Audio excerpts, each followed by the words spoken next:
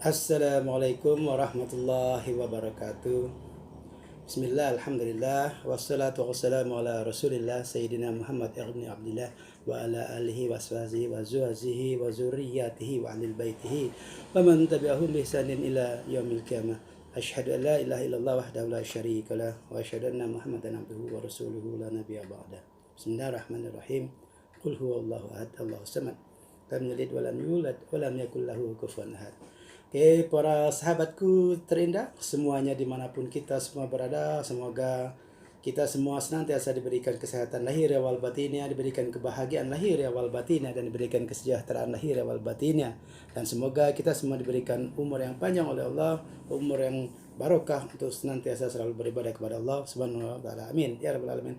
Para sahabatku terindah semuanya dimanapun kita semua berada, pada video kali ini syukur alhamdulillah bisa kita kembali lagi menayangkan video-video di sini, dan walaupun telah lebih kurang 2 bulan memasuki 3 bulan kurang aktif berkontribusi untuk video untuk channel YouTube saya ini, dengan berbagai kesibukan dan dengan berbagai halangan dan rintangan yang lain-lainnya, sehingga saya tak sempat untuk mengupload video yang lebih panjang seperti saat ini. Dan alhamdulillah kali ini saya coba tampil lagi akibat daripada 3 bulan kurang lebih saya tidak mengupload video atau sangat jarang mengupload video.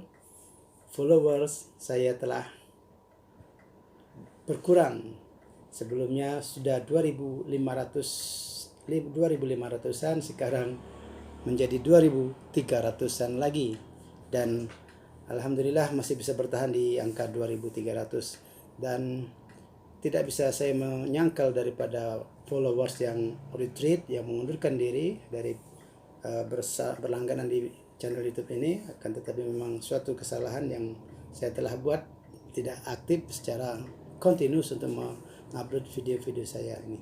Dan alhamdulillah pada kali ini saya akan mengangkat sebuah keresahan publik, yaitu tentang dunia politik, bahwa Indonesia sebentar lagi, sekitar 250-an hari lagi kita akan melaksanakan pilkada, dan akan diawali oleh pemilihan umum legislatif dulu untuk tingkat kabupaten kota, untuk tingkat provinsi, dan juga DPR RI, kemudian juga DPD yang akan dilaksanakan pada 14 Februari 2024 yang akan datang. Dan mari kita sama-sama menyimak tentang perkembangan Indonesia, khusus perkembangan politik di negeri kita akhir-akhir ini, dimana sampai dengan hari ini lebih kurang 254 hari lagi menjelang pemilihan umum legislatif, ke sistem pemilihan umum masih belum juga diputuskan oleh pemerintah, yaitu melalui KPU, dimana proporsional terbuka dan proporsional tertutup menjadi 2 pilihan yang sangat menyedihkan. Seharusnya pada periode yang kali ini bukan suatu pilihan lagi, karena sebelum-sebelumnya kita sudah secara gamblang menggunakan proporsional terbuka, kan tetapi sekarang dipermasalahkan lagi, sehingga menjadi pilihan yang sangat tidak menyenangkan. Tetapi mudah-mudahan pemerintah melalui KPU akan memutuskan suatu yang terindah, suatu yang terbaik bagi negeri ini, yaitu sebuah pemilihan umum terbuka.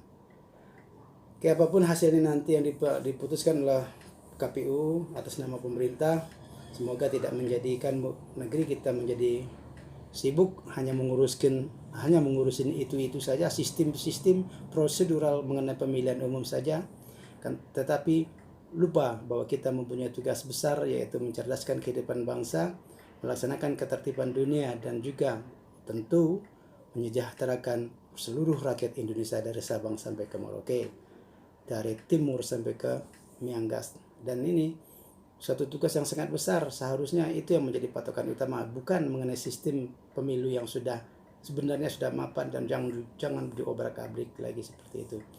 Dan media-media mainstream maupun media-media sosial juga mempersoalkan hal ini mengenai proporsional terbuka dan proporsional tertutup, di mana jeleknya daripada proporsional tertutup adalah bahwa para kader yang ingin maju itu harus mempunyai catatan tersendiri atau mempunyai kedekatan tersendiri kepada para pemimpin-pemimpin partai, meskipun dia orangnya mungkin tidak kredibel, meskipun mereka orang yang mungkin kualitasnya jauh di bawah daripada yang lainnya. Kan tetapi juga kejelekan daripada sistem proporsional terbuka adalah bahwa banyak caleg-caleg yang mendaftarkan diri pada sebuah partai itu hanya sebagai pendatang, sehingga dia tidak merasa atau tidak pernah tahu bagaimana mengurus sebuah partai itu untuk bisa survive, untuk bisa bertahan, sehingga pesta-pesta demokrasi dari pemilu ke pemilu itu mereka tidak pernah rasakan. Kan tetapi dengan biaya, dengan dana yang mereka miliki, sekonyong-konyong dia mencalonkan diri, dan sekonyong-konyong juga dia bisa menyebarkan pundi-pundi keuangannya untuk membeli suara rakyat sehingga dia yang terpilih. Dan ini pun jelek dari sisi proporsional terbuka yang polanya seperti ini. Akan tetapi yang kita rasakan akhir-akhir ini memang proporsional terbuka itu lebih baik daripada tertutup, dengan catatan-catatan tersendiri dari masing-masing sistem pemilihan tersebut. Apabila nanti pemilihan umum itu dilakukan secara tertutup, pastikan bahwa para caleg-caleg yang dipasang di dapil masing-masing itu adalah caleg-caleg yang memang benar-benar kader partai, yang memang benar-benar mau bekerja untuk mengajak rakyat ke TPS untuk memilih lambang partai yang ada di sana. Masing-masing caleg yang ada namanya di dalam daftar atau dalam surat suara tersebut harus bergerak meskipun nama-nama mereka tidak terdaftar, tidak ada di dalam daftar kartu pemilihan umum tersebut. Kan tetapi sistem tertutup, para rakyat, para pemilik suara datang ke TPS hanya untuk mencoblos lambang partai seperti yang kita pernah lakukan di era Pak Presiden Soeharto dahulu, di mana hanya ada lambang partai 3 partai saja. Dan saat ini apabila proporsional tertutup itu akan dilakukan lagi, akan banyak pilihan-pilihan daripada lambang-lambang partai, akan tetapi tidak ada nama caleg yang lebih dirasakan dekat kepada calon pemilih di TPS tersebut.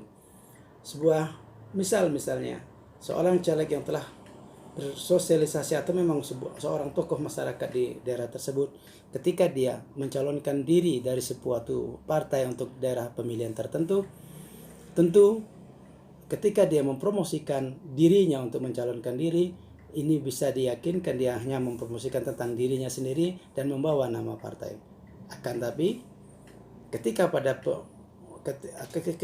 pada pencoblosan di TPS, nama dia tidak ada, yang muncul hanyalah sebuah lambang partai.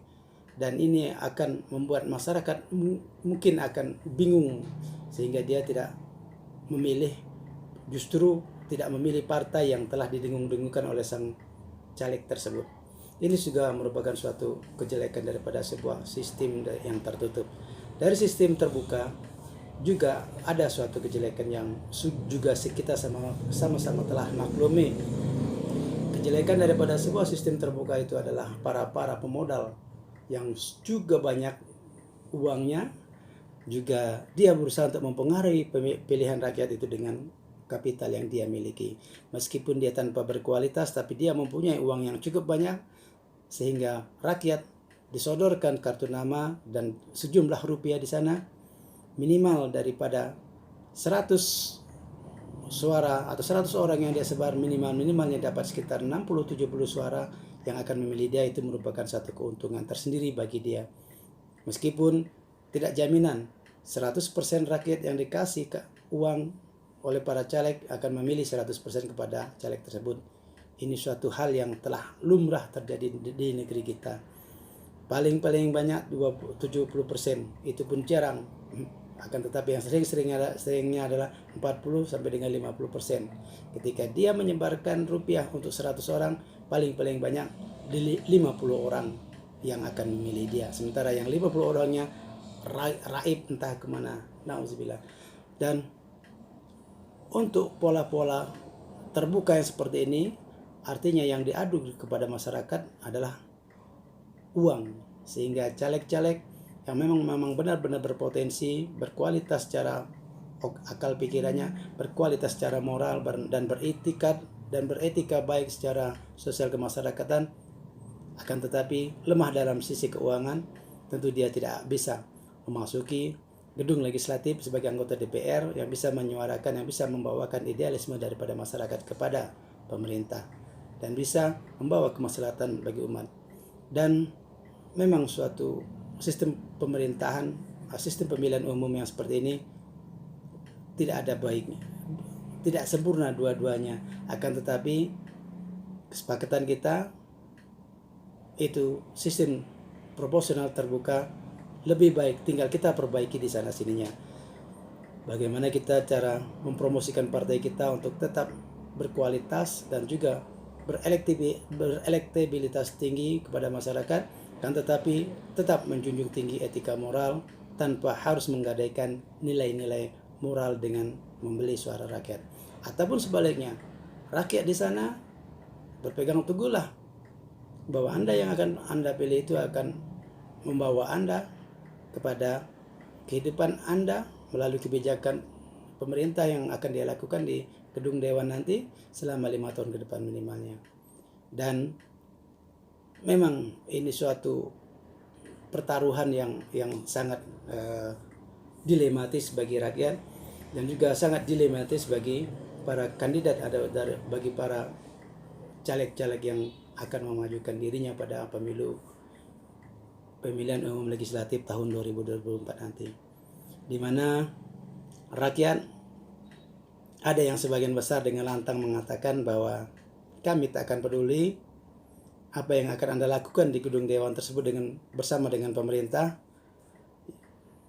Yang penting kami bisa dapat apa ketika kami memilih Anda. Dan begitu pun sebaliknya, caleg-caleg yang mempunyai modal yang sangat besar ini, mereka akan mengatakan, kami tak peduli Anda meminta uang berapa, yang penting ketika saya memberikan uang, tolong pilih saya. Ke depan, biar serahkan negara ini kepada saya. Dan transaksi-transaksi seperti inilah yang sebenarnya membuat negeri kita hancur seperti saat ini. Coba kita lihat di sana, pola yang saat ini terjadi. Tensi kehidupan ekonomi kita semakin tinggi, peraturan-peraturan yang dibuat juga sangat miris kita rasakan hingga saat ini. Dari sisi pendidikan yang terus semakin bertambah, anak-anak yang drop out sekolah atau tidak melanjutkan sekolahnya hanya tamat SD, hanya tamat SMP, dan hanya tamat SMA. Karena mereka untuk masuk SD saja sudah ratusan ribu dihabiskan, bahkan sampai dengan jutaan rupiah dihabiskan. Begitu pun seterusnya. Dari SMP untuk melanjutkan SMA juga sudah jutaan. Apalagi dari SMA yang akan melanjutkan ke perguruan tinggi. Tak sekolah negeri, tak sekolah swasta, semuanya tetap berbiaya mahal.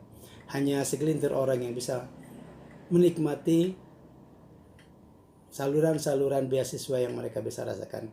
Dan itu jumlahnya tidak melebihi daripada 20% yang bisa menikmati itu semua.